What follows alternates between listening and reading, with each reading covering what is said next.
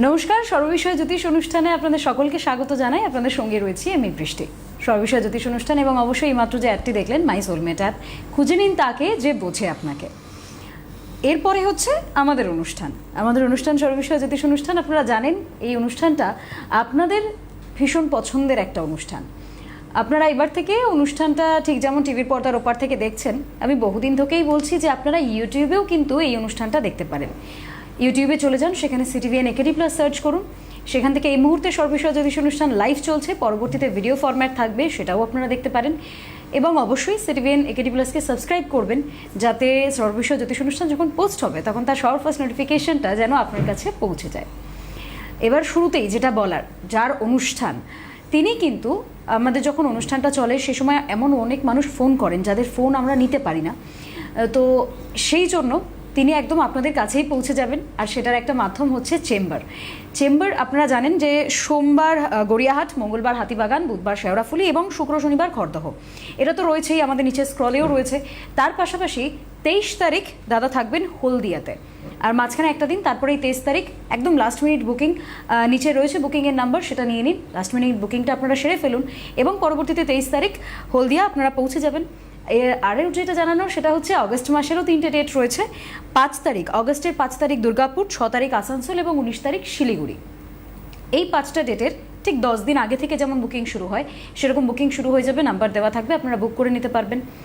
এবার হচ্ছে চলে আসি আজকে আমরা আমাদের অনুষ্ঠানে, অর্থাৎ যার কথা আমরা এই অনুষ্ঠানে শুনি। জ্যোতিষ এবং সংখ্যাতত্ত্ববিদ কৌশিক ডি কাশ্যপ রয়েছেন আমার সঙ্গে, চলুন শুনি তিনি কি বলছেন। দাদা অনেক স্বাগত, নমস্কার। নমস্কার, সকলকে আমার আন্তরিক প্রীতি, শুভেচ্ছা, অভিনন্দন, বড়দের আমার শ্রদ্ধা এবং প্রণাম জানিয়ে আজকের অনুষ্ঠান শুরু করছি। দেখুন, এমন একটা অবস্থায় সর্ববিষয়ে জ্যোতিষ অনুষ্ঠান করতে গিয়ে যে ভবিষ্যৎবাণী করতে করতে এমন একটা পর্যায়ে পৌঁছে গেছি আমি, আমার ভবিষ্যৎবাণীতে বারবার সে গরমের দাবদাহই হোক বা সেটা মাসখানেকের জন্য কাটিয়ে তারপরে বৃষ্টিতে ভেজাই হোক, তাতে সবথেকে বেশি এফেক্ট না আমি হয়ে যাচ্ছি। কি মহা মুশকিলে পড়েছি। আর আর্জেন্টিনার কিছু সমর্থক আমার ক্লায়েন্ট ভালো কথা বলছেন, আপনি কেন শুরুতে বিশ্বকাপের শুরুতে বললেন না এবছরও আর্জেন্টিনা কাপ জিতবে? আপনি গত বছর 22 সালের আগে বলেছিলেন আর্জেন্টিনা কাপ জিতেছিল, মেসি কাপ জিতেছিল, এই বছর কেন বললেন না? ফাইনাল অবধি গেল কিন্তু কাপটা পেল না। যেন মনে হচ্ছে আমি বলে দিলে যেন মেসি এবং আর্জেন্টিনা কাপটা জিতত, তাদের এরকমই ভাবনা। ঠিক আছে, তারা তাদের প্রিয় দলকে সবসময়, তো সবাই সবার প্রিয় যা আছে তাকে সফলই দেখতে চান, এটাই স্বাভাবিক। কিন্তু সফলতার জন্যে বেশ কিছু শর্ত থাকে, সেই শর্তগুলো পূরণ করছি কি না আমরা সেটাও দেখার প্রয়োজনীয়তা আছে।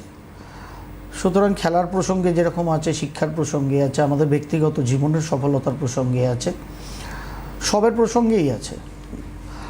অনেকেই জানেন, অনেকেই হয়তো জানেন না, কারণ এইসব বিষয়ে খোঁজখবর খুব বেশি মানুষ তো রাখেন না।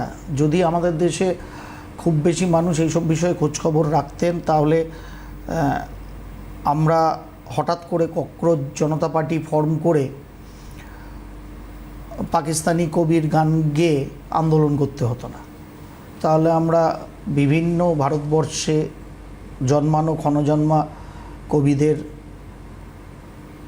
গানের কলি নিয়েই আমরা অবশ্যই কোনো আন্দোলন করতেই পারতাম। যার ফলে খবর, খুব ভালো খবর খুব বেশি মানুষ আমরা রাখি না। সেই জন্য জীবনের সফলতার পেছনে কিছু শর্ত চাই। কিছু মানুষ নিশ্চয়ই শুনেছেন, দেখেছেন বা পড়েছেন যে প্রাইভেট কোম্পানি আমাদের মহাকাশ বিজ্ঞানে কিন্তু পা দিয়েছে এবং তাদের প্রথম বিক্রম-1 রকেট তারা সফলতার সঙ্গে গত 18ই জুলাই লঞ্চ করেছে। কোম্পানিটি স্কাইরুট। একটা অদ্ভুত ব্যাপার আছে, মানে সেদিনকে আমি একটি অল ইন্ডিয়া নিউজ চ্যানেলে ইন্টারভিউ শুনছিলাম ফাউন্ডারের, যে প্রথম যখন ভারতবর্ষের মহাকাশ বিজ্ঞানে প্রথম রকেটটি লঞ্চিং হয়েছিল সেটিও 18ই জুলাই হয়েছিল, এবং স্কাইরুট যেটি প্রথম প্রাইভেট কোম্পানি ভারতবর্ষের বুকে, তারও প্রথম রকেট লঞ্চিংটা 18ই জুলাই হয়েছে। এটা কোইন্সিডেন্ট না এর পেছনে অন্য কিছু খেলা আছে।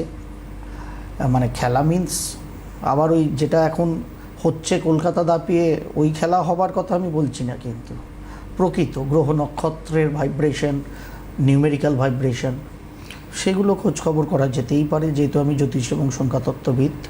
কিন্তু কথাটা খুব আমার মানে অ্যাঙ্কারই বলছিলেন ফাউন্ডারকে স্কাই রুটের, যে জাস্ট এটা কি কোইন্সিডেন্ট নাকি এর পেছনে কিছু আরও কিছু ম্যাটার অটোমেটিক্যালি ঘটে গেল। তো যাই হোক, আমার কথাটা শুনে খুব ভালো লাগলো, বাক্যবন্ধটা শুনে, সেই জন্য আপনাদের সঙ্গে একটু শেয়ার করলাম। ঠিক আর্জেন্টিনা টিমেরও অবস্থাটা এবার সেরকমই ছিল, হওয়ার কথা ছিল না চ্যাম্পিয়ন, যার ফলে প্রথম থেকেই বলেছি এবছর মেসির হাতে কাপ উঠবে না, ওঠার কথাও ছিল না, ওঠেও নি। যেটা হওয়ার না সেটা হবে না, সেখানে স্পেন যথার্থ চ্যাম্পিয়ন হয়েছে। এবং বারবার আমি ক্রিকেট ফুটবল অ্যানালিসিস করতে গেলে দেখবেন সর্বদা যেটা চেষ্টা করি সেটা হচ্ছে ক্যাপ্টেন অ্যান্ড কোচ বা ম্যানেজার দুজনের কপালটাই কিন্তু দেখতে হয় তাদের কর্মের পাশাপাশি। যেটা স্পেন টিমকে 22শে জুনের পর থেকে রড্রির কপালটা প্লাসে চলে গিয়েছিল 2026-এ, কারণ এমনিতেই 4 সংখ্যার লোক রড্রি, 22শে জুন বর্ন। আর 22শে জুনের পর থেকে বিশ্বকাপ তার জাস্ট 4-5 দিন 6 দিন আগে শুরু হয়েছিল, তারপর থেকে 22শে জুনের পর থেকে এই রড্রি 31তম বছরে কিন্তু পা দিয়ে ফেলেছিল। আর ঠিক তার দুদিন বাদে লিওনেল মেসি তার সুইট 39 নাম্বার থেকে, মানে বয়স থেকে সে 40-তে পার দিয়ে ফেলেছিল। সুতরাং রড্রির ক্ষেত্রে 22শে জুন জন্মদিনের পর থেকে প্লাস হয়ে গিয়েছিল, কারণ 31 4 সংখ্যার ইয়ার, কিন্তু যেহেতু তার জুন মাসের 22 তারিখ জন্ম, সেটা একটা পজিটিভিটি প্লে করছিল। 4-4-এর জন্য ইন জেনারেল ভালো, আর নিউমেরিক অ্যাঙ্গেলে পার্সোনাল ইয়ারটা 2 ছিল, যেটা বিউটিফুল। আর তার সঙ্গে তো তাদের কোচের ভাগ্য আগেই ভালো ছিল, শুরুতেই বলেছিলাম সেই অনুষ্ঠানে। সুতরাং দুটো ম্যাচ করে গিয়ে স্পেন অনেক বেটার জায়গায় ছিল। সেখানে একমাত্র স্কলোনির কপালটা সাথ দিচ্ছিল, মেসির কপাল সাথ দিচ্ছিল না। এবং দিচ্ছিল না বলেই 24শে জুনের পর থেকে মেসি বড়জোর বোধহয় 2-3টে গোল করেছে 8টা গোলের মধ্যে। তারপর থেকে কিন্তু আর গোল নেই মেসি পা থেকে। তার কারণ 39 ইয়ার ক্রস করে গিয়েছিলেন মেসি, এখনও গেছেন আর কি, 40th ইয়ারে চলছেন, যার ফলে সেটা একটু নেগেটিভ হয়ে গিয়েছিল তার জন্য। এবার ওভারঅল কম্বিনেশনস অফ লাক যাকে বলা যায়, সেটা কিন্তু যে কোনো দলগত ইভেন্টে সর্বদা, এটা আমার অবজারভেশন, এটা আমার বলা যায় যে অ্যানালিসিস, অলওয়েজ এটা লাগে। যার ফলে রোনাল্ডোর কপাল ভালো থাকা সত্ত্বেও আমি বলেছিলাম কোচের কপাল ভালো নেই, জানি না কী হবে। ইংল্যান্ডের ক্ষেত্রে কোচের কপাল দারুণ ছিল, আমি বলেছিলাম যে কিনের কপাল কিন্তু অতটা ভালো না, জানি না কী হবে। দেখুন অদ্ভুত ব্যাপার, থার্ড প্লেসের খেলায় ফ্রান্স এবং ইংল্যান্ড ওপেন খেলা হয়, থার্ড প্লেস খুব দেখতে ভালো লাগে। ফুটবল প্রেমী হিসেবে আমার খুব ফেভারিট খেলা ওটা, কারণ প্রচুর গোল হয়, দারুণ ওপেন ফুটবল হয়, দেখতে খুব ভালো লাগে। হয়েছে এবছরেও তাই হয়েছে, 10-10খানা গোল, এরকম কিন্তু হয় না। কিন্তু অদ্ভুত ব্যাপার, যারা খেলাটা দেখেছেন বা হাইলাইটসও দেখেছেন তারা জানেন সেদিন কিন্তু কিন খেলেনি, সেদিনকে ইংল্যান্ডের ক্যাপ্টেন ছিল রাইস, যার ফলে 6-4 রেজাল্টে ইংল্যান্ড কিন্তু ফ্রান্সকে পরাজিত করে থার্ড প্লেসটা পেয়েছে। সুতরাং এটা যদি কোনো কারণে আগের থেকে ঘটতো, হয়তো একটু বুদ্ধি কোচের মাথায় আসতো, হয়তো আর্জেন্টিনা ফাইনাল অবধি না পৌঁছে সেই ফাইনালে আটকাতো।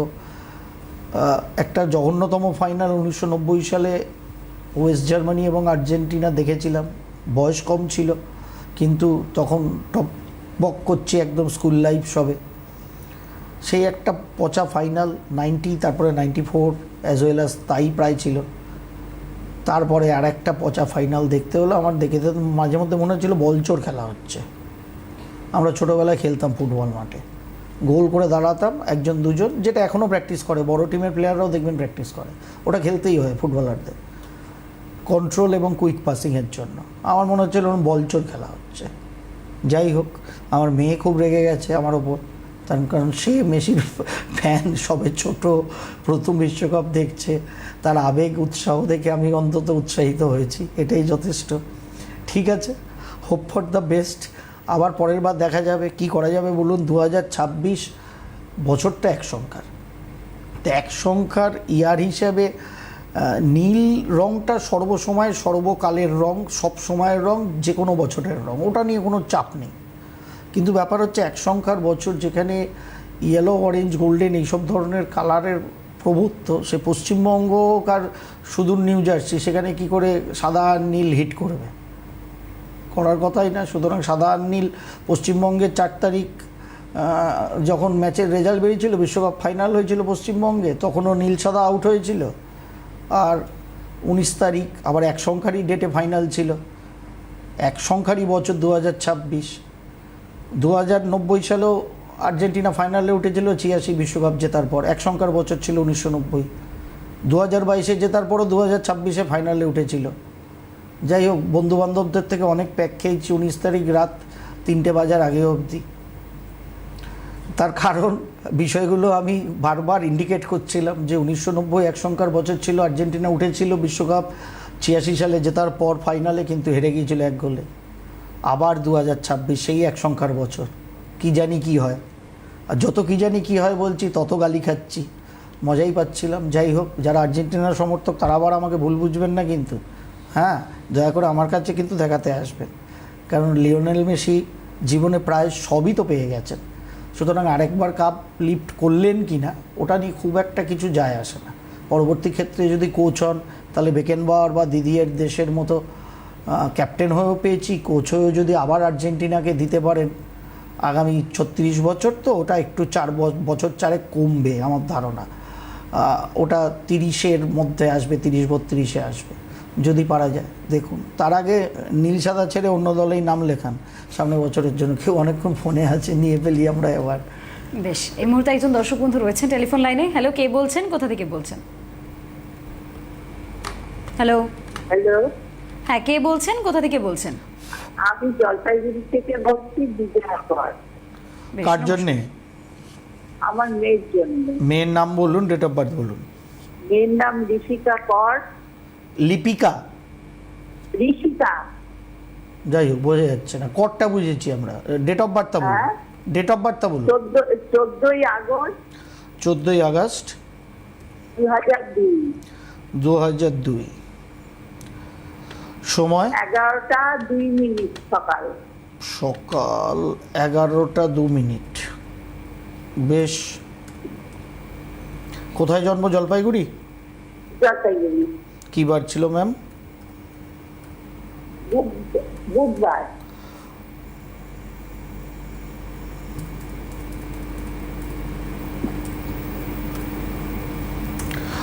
চোদ্দোই আগস্ট 2002 বুধবার।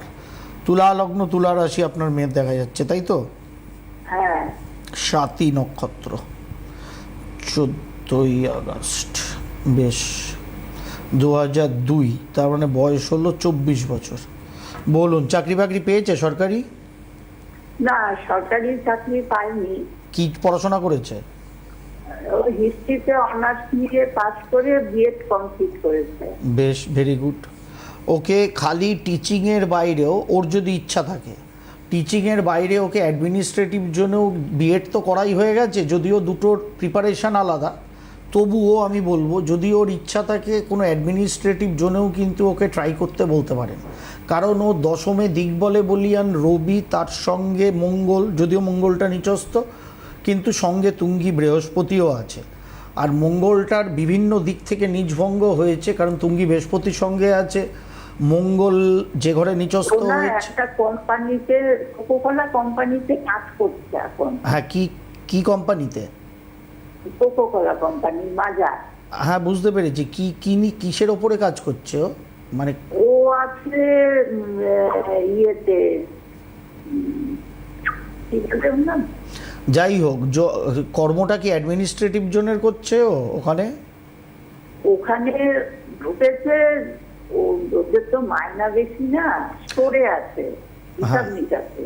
বেশ, খুব ভালো সময় আছে। আপনার মেয়ে 2026 এবং 2027 যদি যথাযথভাবে নিজে যথেষ্ট পরিশ্রম করে, এমনিতেও পরিশ্রমী মেয়ে, সেটা নিয়ে কোনো সমস্যা নেই, যথাযথভাবে যদি পরিশ্রম করে তাহলে ওর একটা ভালো জায়গায় জব অপরচুনিটি থাকবে। সরকারির ক্ষেত্রে প্রবণতা আছে, তাই আমি জিজ্ঞাসা করলাম সরকারি চাকরি করে কিনা। এবার সরকারি চাকরি পাবেই এটা তো আমি গ্যারেন্টি কার্ডে লিখে দিতে পারি না, কারণ আপনার না, মেয়ের কপালটা, আপনার মেয়ে পরীক্ষা শুনে দিয়েছে দুইটা। শুনে নিন, একটা আগে শুনে WBCS নিন। দিয়েছে, হ্যাঁ, কি দিয়েছে? আর WBCS দিয়েছে এর আগে একটা। সৎকাণ্ড রামনপুরে সীতাকার ভার্যা। হ্যাঁ বলুন। আর WBCS দিয়েছে? বললাম একটা WBCS দিয়েছে, আর একটা মনে করতে পারতেছি না কোন ডিপার্টমেন্ট। আচ্ছা, আপনাকে বেশি মনে করতে হবে না, আমি শুরুতেই বললাম যে SSC বিএড হয়ে গেছে, SSC তো ঠিক আছে, কিন্তু একটু অ্যাডমিনিস্ট্রেটিভ জোনেও ওর যাওয়া উচিত, পরীক্ষা দেওয়া উচিত। আপনি 3.5 মিনিট বাদে বললেন WBCSও মেয়ে দিয়েছে, সুতরাং আমি যেটা বলেছি সেটাই ও পরীক্ষা দিয়েছে। আরও অন্য কিছু অ্যাডমিনিস্ট্রেটিভ জোনের কী রাজ্য কী কেন্দ্র, সেই বেসিস ওকে ভালো করে প্রিপারেশান নিয়ে পরীক্ষা নিরীক্ষা দিতে বলুন। 2026 এবং 2027 এর মধ্যেই যথেষ্ট পরিমাণে ওর কিন্তু চাকরি বাকরি হয়ে যাওয়ার জায়গা তৈরি হয়ে আছে, সুতরাং খাটতে বলুন যথেষ্ট পরিমাণে, নিশ্চয়ই হয়ে যাবে আশা করি। খালি শরীরটাকে একটু যত্ন করতে বলবেন, খাওয়া দাওয়াটা ঠিকমতো করতে বলবেন। যদি কোনো মহিলাদের সমস্যা শরীরে তৈরি হয়, মানে ফিমেল ডিজিজ, তাহলে ডাক্তারবাবুদের সঙ্গে তৎক্ষণাৎ পরামর্শ করতে বলবেন, কারণ এই চারটায় একটু হরমোনাল ইমব্যালেন্সের প্রবলেম আছে বলে আমার মনে হচ্ছে, যার ফলে সেটা ডাক্তারবাবুদের সাথে কনসাল্ট করতে বলবেন মেয়েকে দয়া করে, ঠিক আছে? ভেতরটা যেন ঠান্ডা থাকে। আর বিয়েটা খুব সাবধানে দেখে শুনে দেবেন, তাড়াহুড়ো করে প্রেমপ্রীতি ভালোবাসায় জড়িয়ে পড়ে মেয়ে যেন বিয়ে না করে, এটা ওকে বলবেন। এবং আপনারাও একটা ভালো জামাই পেয়ে গেছি, ভালো ছেলে পেয়ে গেছি, জামাই বানানো যায় বলে চল ছুরি তোর বিয়ে বলে মেয়েটাকে দয়া করে দুম পটাশ করে বিয়েটা।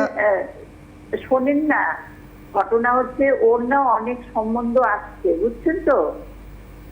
হ্যাঁ, তা আসবেই তো, মেয়ের বয়স 24 বছর যখন হচ্ছে, তা সেখানে তো একটা মেয়ের সম্বন্ধ আসতেই পারে। হচ্ছে ওকে দেখতে আসার কথা বলা হয় তো, ও না খালি কাঁদবে, বুঝছেন তো?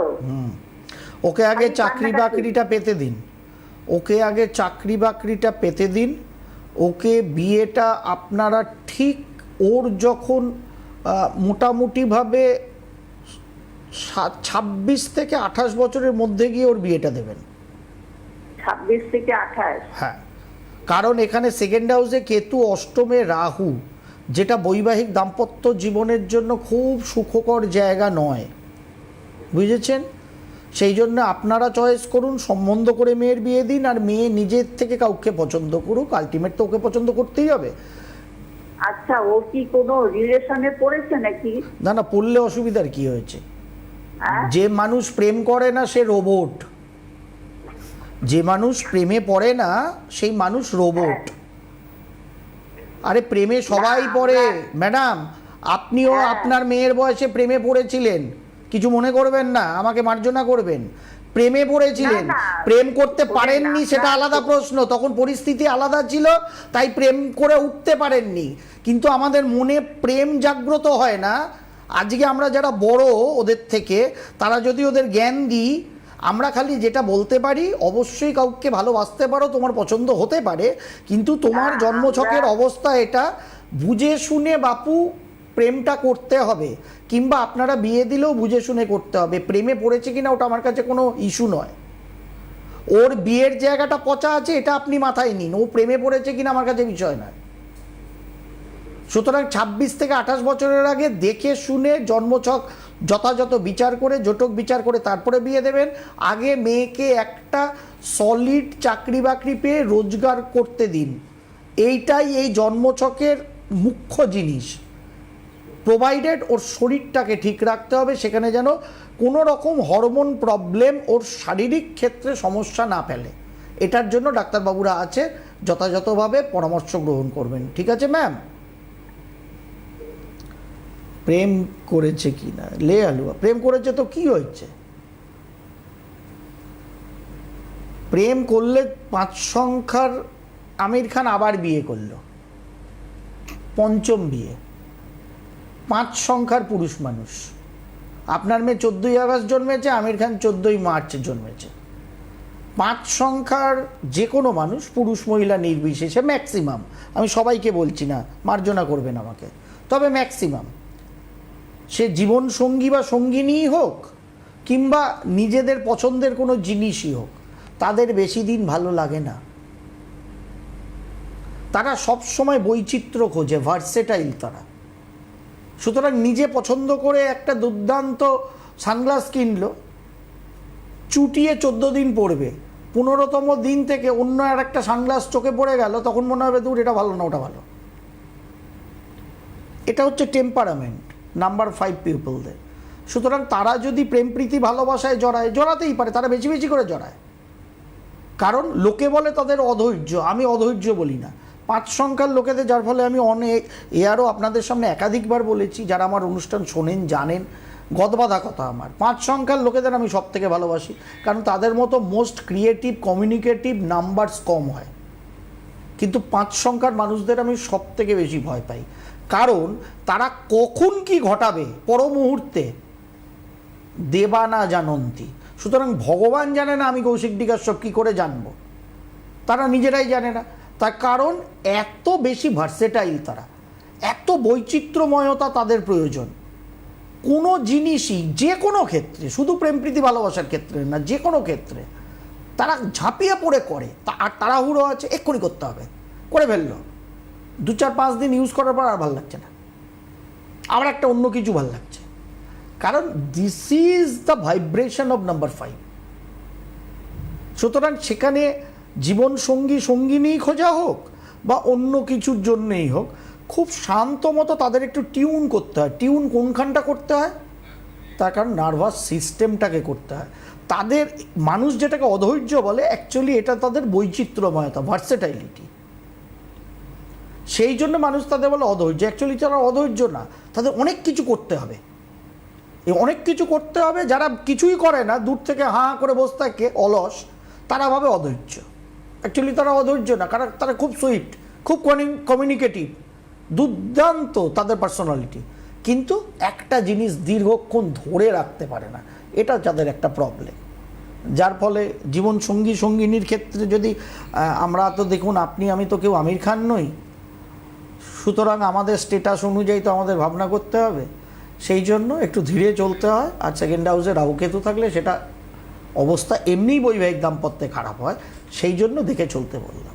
এটা খালি আমি ওই মিসেস করের মেয়ের জন্য বলিনি, আমি সবার জন্যই করবার জন্য কথাটা বলেছি, কোনো একজনের করকে করবার জন্য কথাটা বলছি না, হোলসাম বোঝালাম। বেশ, আমাদের অনুষ্ঠান একদমই শেষ পর্যায়ে চলে এসেছে। আজকের জন্য আমরা এখানেই বিদায় নিচ্ছি। আপনাদের সকলকে অনেক ধন্যবাদ। নমস্কার দাদা। নমস্কার।